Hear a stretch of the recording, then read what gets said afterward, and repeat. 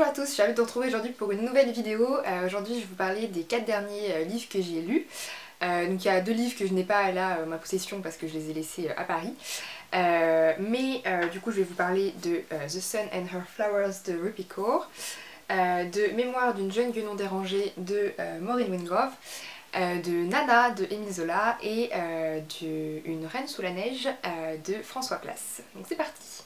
On va commencer par ordre chronologique, donc le livre le plus ancien que j'ai lu récemment, vous m'avez comprise, c'est Mémoire d'une jeune guenon dérangée de Maureen Wingrove. Ce livre-là, je l'ai acheté au Salon du Livre de Montreuil. Et je dois dire que je regrette pas du tout mon achat parce que j'ai adoré. Maureen Wingrove, donc si vous ne la connaissez pas, je pense que vous la connaîtrez un peu plus sous le pseudonyme d'Igli. Donc c'est une illustratrice que je suis depuis des années.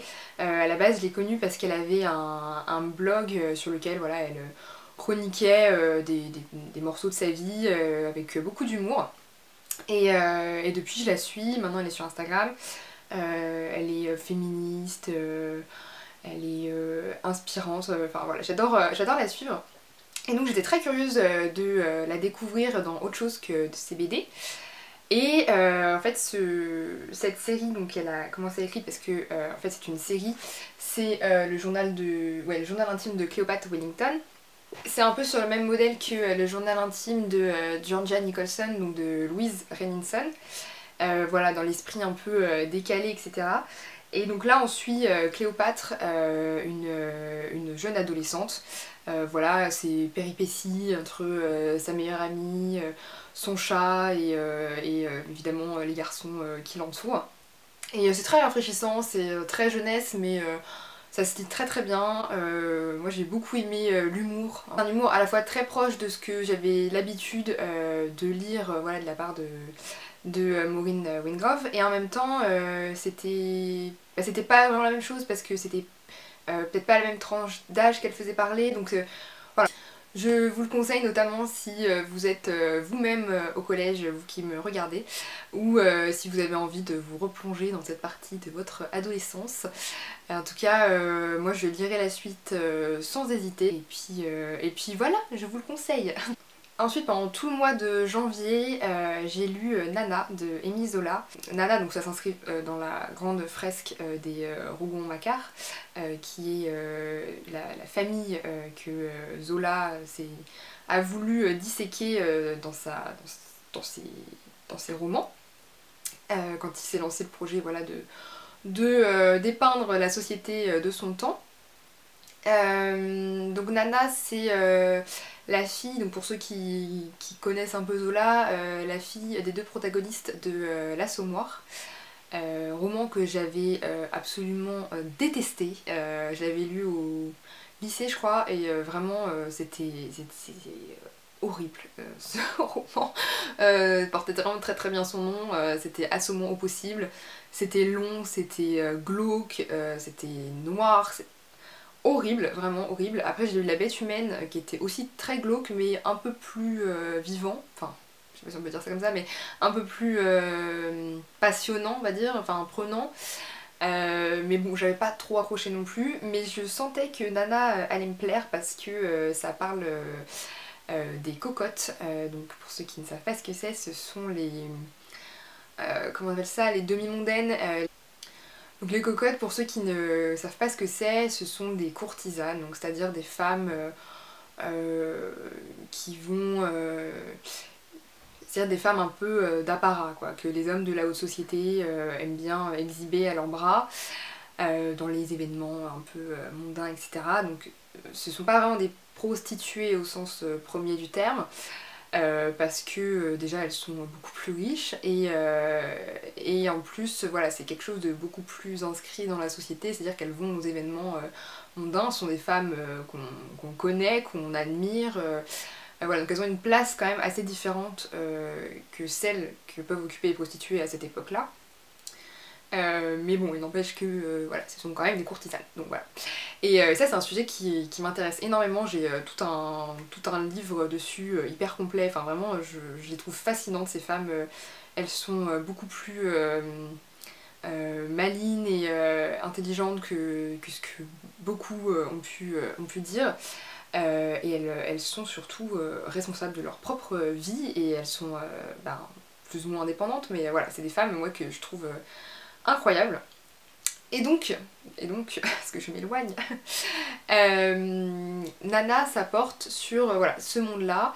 Et Nana en fait est une courtisane, est une cocotte. Ça se passe donc sous le Second Empire. Et pour le coup, c'est le premier Zola que j'ai vraiment pris plaisir à lire, que voilà, je me suis sentie vraiment happée par les mots Zola, j'avais vraiment pas envie de lâcher le livre. Et donc c'est très très chouette. L'histoire est bah, très... comment dire c'est du Zola quoi, donc c'est pas non plus... ça se finit pas super bien et c'est pas des enfants de cœur quoi, clairement.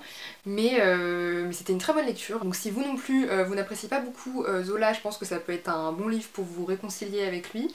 Et si vous n'avez jamais lu de Zola, pareil, je pense que c'est un livre qui sera une bonne entrée en matière. Voilà, pour le découvrir sans être trop dégoûté après. Ensuite j'ai lu Une reine sous la neige de François Place. Je dois dire que j'ai mis énormément de temps à le lire. C'est vrai que je me suis rendu compte l'année dernière que j'avais commencé énormément de livres sans les finir, ce qui m'arrive normalement jamais. Mais je crois que j'arrive à un moment dans ma vie où ben il y a certains livres, juste j'ai pas envie de les lire et, et j'ai du mal à faire l'effort de les lire. Mais celui-ci, voilà, je m'étais dit, bon, je l'avais quand même bien entamé, j'avais lu largement une centaine de pages. Je dis bon, c'est dommage de pas le finir quand même, il me semblait quand même intéressant, enfin j'avais envie de voir où l'auteur nous emmenait. Et au final, bon, j'avoue que j'ai pas trop accroché. Ça m'arrive pas hyper souvent de vraiment pas trop accrocher à ce point-là. Mais bon, c'est comme ça. Pour vous en dire un petit peu plus quand même sur ce livre, en gros on suit donc Samantha, qui se fait appeler Sam, qui habite normalement en Afrique du Sud et qui doit se rendre à Amsterdam pour l'anniversaire de son petit frère parce que ses parents se sont séparés et je crois que sa mère habite en Afrique du Sud et son père aux Pays-Bas. Et donc voilà, elle va en avion rejoindre la famille de son père. Ouais, c'est ça. Et en fait, elle doit faire une escale à Londres.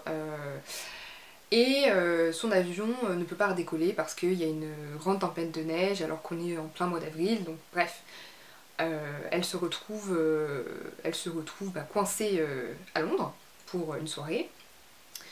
Donc des gens la prennent sous leur aile, voilà, elle va à l'hôtel, etc. Et à un moment donné, elle se dit, bon quand même je suis à Londres, je vais quand même visiter un peu. On la comprend. S'ensuit toute une série de péripéties et sans vous spoiler du tout parce que c'est vraiment le début du roman, elle rencontre un garçon qu'elle perd de vue ensuite.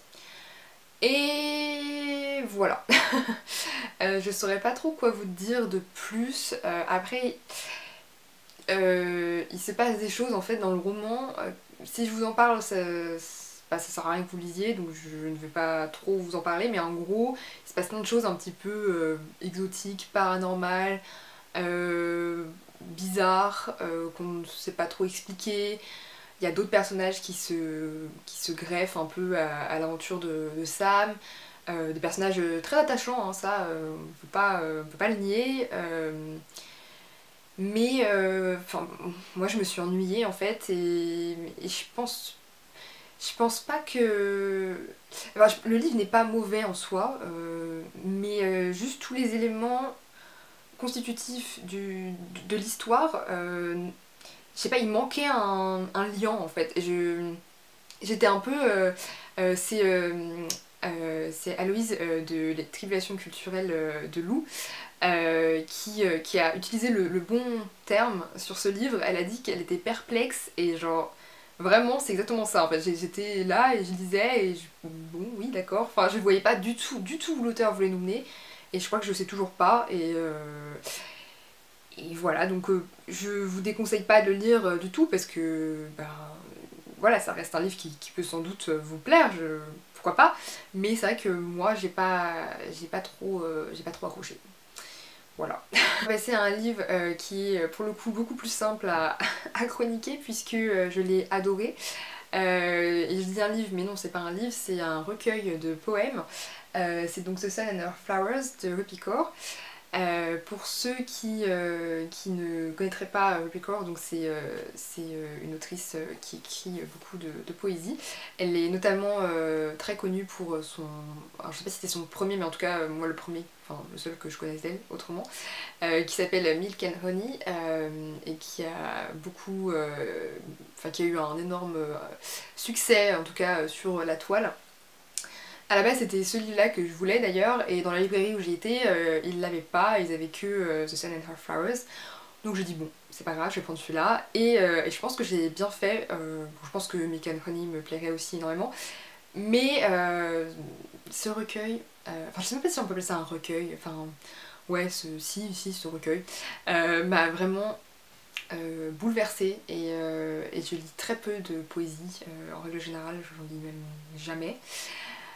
Mais là, waouh, vraiment j'ai été happée par ce style, par ces mots, c'est puissant. En plus c'est de l'anglais donc des fois voilà on peut ne pas être tout à fait à l'aise ou enfin j'ai un niveau très correct mais bon des fois ça peut peut-être passer à côté de certaines nuances mais en fait là c'est tellement à la fois simple et tellement travaillé en même temps, je sais même pas comment le décrire, c'est incroyable, c'est incroyable. Et pour vous situer un peu le thème, ça parle d'une rupture amoureuse, donc des étapes d'une rupture amoureuse. Et waouh. Si vous avez déjà vécu une rupture, vous allez très certainement vous retrouver là-dedans. Je sais pas pourquoi je rigole, c'est nerveux. Voilà, en tout cas, je peux pas trop vous en dire plus à part ça, à part qu'il était magnifique, que je vous le recommande, et lisez-le parce que même si vous n'avez pas vécu de rupture, juste ça parle de l'amour et c'est incroyablement beau et il me semble qu'il est traduit quand même, je pense qu'il est traduit en français. Donc au pire, voilà, lisez-le en français si vous n'êtes pas à l'aise avec l'anglais, mais quand même je vous recommande de le lire en anglais si vous pouvez. Parce que je pense que traduire de la poésie c'est toujours très délicat, parce que je pense qu'on perd quand même toujours un peu du sens premier. On a quand même voilà, l'idée générale, mais je pense que l'essence même est peut-être un peu perdue. Enfin, après je sais pas, je n'y connais pas assez pour vraiment entrer dans le sujet, mais je pense un petit peu. Voilà. Écoutez, je pense que j'ai fait le tour de ces 4 lectures. J'espère que cette vidéo vous aura plu, que vous avez découvert des livres et que je vous ai peut-être donné envie d'en lire certains. N'hésitez pas à me dire vous quelles sont vos dernières lectures, comme ça on pourra en discuter dans les commentaires. Et puis écoutez, je vous dis à très bientôt pour une nouvelle vidéo.